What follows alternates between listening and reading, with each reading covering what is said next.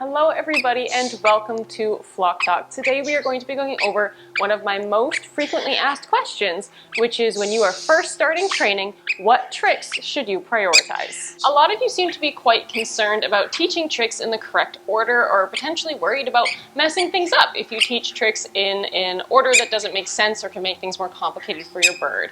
And to bring a little bit of ease to your mind, I'm here to tell you that it kind of doesn't matter. Like, of course, there are a few things to consider when it comes to selecting the behaviors you want to teach your bird, but overall, if you teach them in a different order than I do or anybody else, you are not going to mess up your bird. It's possible that you might run into different challenges if you don't have certain foundational behaviors taught first, but that isn't to say that teaching the behaviors out of order will be impossible or even excessively difficult. It's just that it might take a little bit longer and it might take a little bit more creativity on your part to ensure that your bird is able to properly understand the behaviors that you are trying to teach. Why are you so mad at my arm?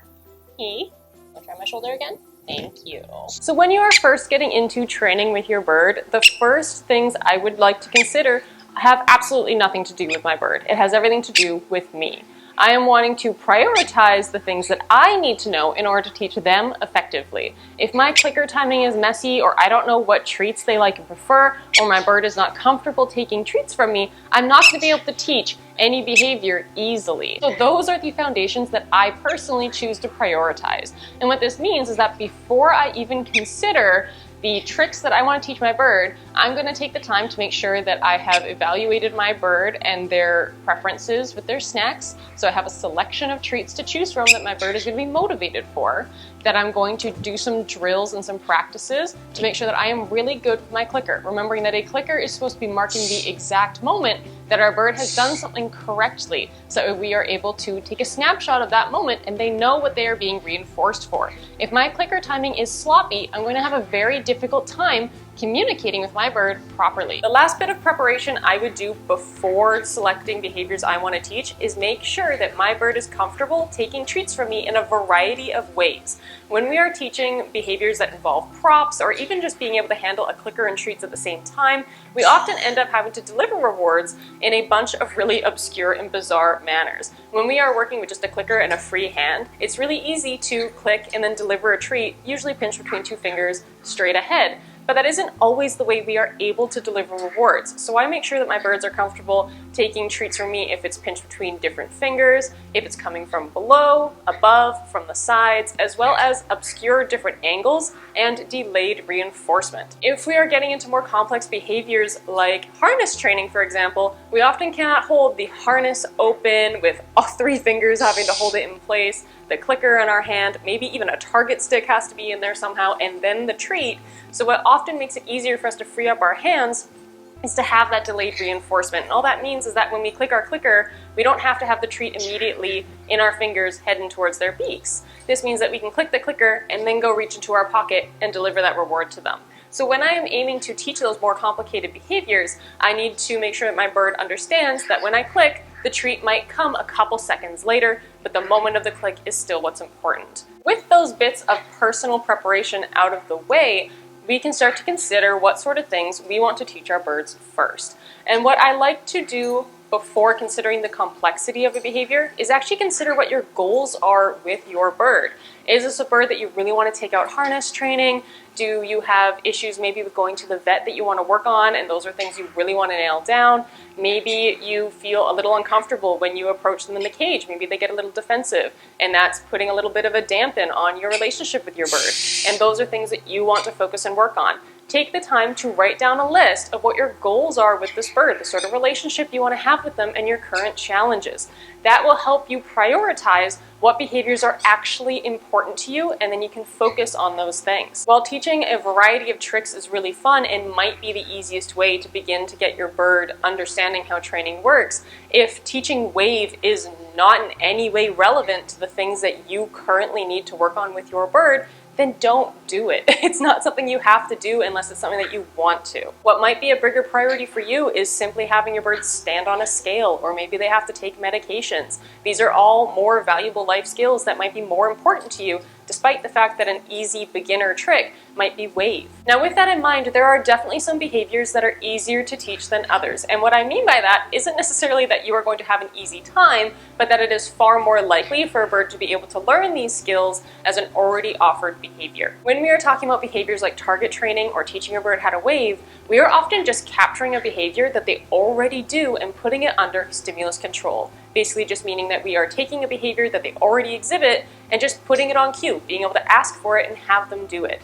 When we have a bird do target training, they are touching their beak to the end of a stick. That's something your bird already does. They already explore the world with their beak. They already touch their beak to various objects. We are simply putting that under our stimulus control. We present the target stick, they will touch it. When we are talking about behaviors like wave, they already lift a foot in order to walk from one perch to the next. They already do that behavior naturally in one fluid step. We are simply capturing that behavior and putting it on a cue. Those sorts of behaviors are often the easiest to teach because it's effectively one step in a lot of cases. You simply find when the bird's already doing that behavior, you capture it, you add your cue, and you're done. That can be it in a lot of cases. Does that mean your bird is going to learn that trick super easily? Gosh, no. Some birds have a really hard time, and some teachers have a really hard time with their clicker timing and communicating that clearly. So just because it is a simpler trick, it has less steps in most cases, doesn't always mean it's going to be easiest for you as a team with your bird. Your pretty simple, basic level tricks are going to be things that your bird kind of offers naturally or is very quick to teach. And this is going to be things like teaching your bird how to wave, where they lift one foot up and hold it there. It can be spin, because your bird just has to turn around. It's usually quick to lure them into that position. Targeting, all your bird has to do is touch their beak to a stick, and you can build off that and get them moving around and exploring their environment. More moderately complicated tricks might be things that involve a couple more steps to reach your end goal. When we are training any given behavior, if it isn't a behavior that they already offer by default, like your wave or your targeting, we often have to capture small increments towards the goal that we are looking for. So we're having to take a behavior that doesn't exist naturally, and we're having to create it. We're having to show them how to exhibit the behavior that we are looking for. And this can be more complicated because it involves a few more steps. Does that mean it's going to be really crazy difficult and take you weeks and weeks to do? No. Oftentimes, a lot of the tutorials I've done, I've been able to teach my birds in 2 to 3 sessions. It doesn't usually take a crazy amount of time. It doesn't usually take really complex concepts in order to achieve these things. But I consider them to be more moderate because there are more elements that go into achieving that end goal. This could be things like fetch. Your bird has to go pick up an object and bring it back. Those are multiple steps that they might not do naturally depending on your bird's species. Your more moderate behaviors are going to be things that involve a few more steps, but don't necessarily require a ton of foundational skills. So this is going to be things like your more complex recall and stationing, where maybe you're going around corners, doing out-of-sight recalls, you're adding that layer of complexity. It could be teaching your bird to stay on a designated perch. It's a behavior they already exhibit, but they are often not really wanting to stay when you leave and exit a room. So that can be an additional layer of complexity added to that. This could be some fun things like teaching your bird how to roll over or play dead.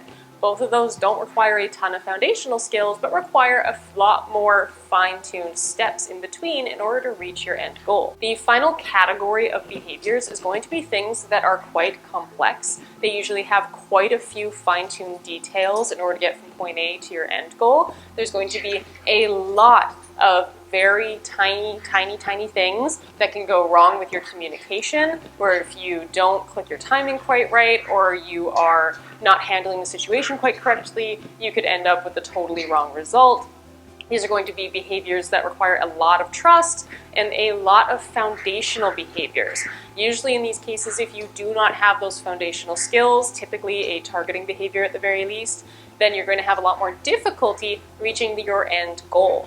This is going to be your behaviors like your harness training. That's something that requires a lot of trust, takes a lot of time, and can absolutely get stuck in the middle if you don't know how to overcome certain humps that go along the way. This could be training a variety of behaviors with really high value, intense distractions, teaching your bird to recall to you despite things that are scary going on in the environment that might cause them to want to fly away. This can be your leave-its and drop-its, which people don't often teach to birds, but you absolutely can teach them to drop a food item out of their mouth that is toxic to them. You can teach them to fly away and recall off of objects that you don't want them interacting with.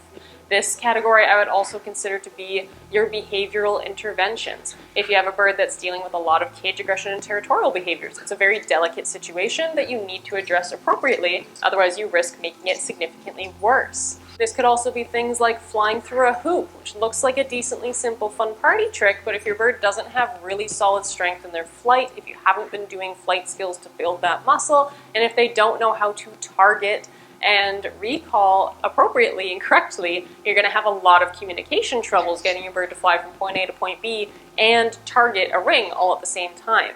In this category, you'd also include things like your veterinary handling. Your bird needs to trust you a lot for that, and you have to have a pretty decent understanding of how cooperative care functions.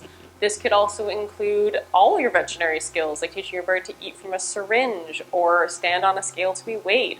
Some of these skills are a little easier than others, but they all require foundational skills. Before going to teaching your bird how to stand on a scale, they might first need to learn that the scale is safe. They might need to learn how to target first. They might need to learn how to stay still. There are several steps and foundational skills that go into that behavior before you even get to working with the scale itself. And then with all of those veterinary-based skills, you are not only working on how they work at home and with you handling them, but their comfort being handled by strangers, by people wearing masks, out at the vet clinic when they are stressed and scared. You are working on proofing those behaviors so that way your bird is able to still be comfortable with that handling, with standing on the scale, with taking their medications when they are out in an actual vet clinic. And that can be really challenging.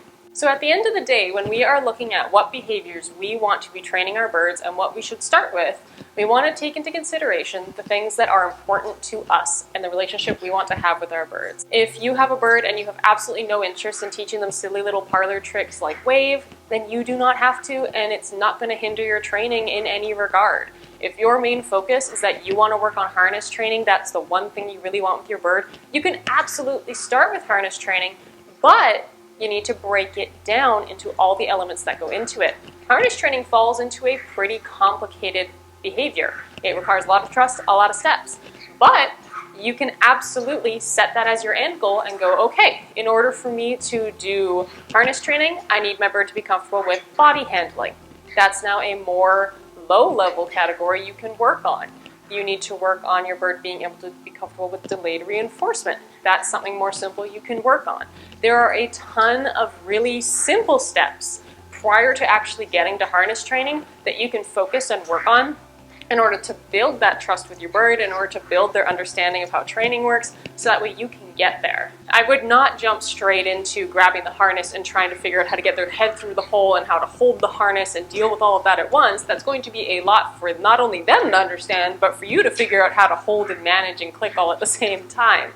It's a lot easier for you to just write down the behavior, all the steps that go into it, and then focus on those little things, and then your skills are going to develop throughout that process, and your bird skills will as well. So by the time you get to actually working with the harness, you are both ready to go and able to be successful. When we jump into things that are too complicated too fast, we set ourselves and our birds up to fail, and that leaves us feeling disappointed and frustrated and leaves nobody wanting to train. So I apologize if this was not the exact answer you were looking for, as it was not a precise list on exactly what order you should or should not do things in, but I think it's far more important for you to be able to recognize what things to look out for in your training so that way you can set yourself up for your own successful training journey.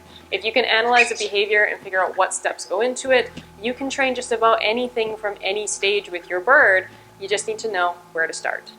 The exact order you do things in is not nearly as important as making sure that you are both having fun and that you are both learning things that you actually want to be learning. I do hope that this gave you some clarity and some of the answers you may have been looking for, but that is all that I have for you guys here today. So thank you guys so much for watching, and I will see you all in the next one. Bye. Give it bye. Good boy.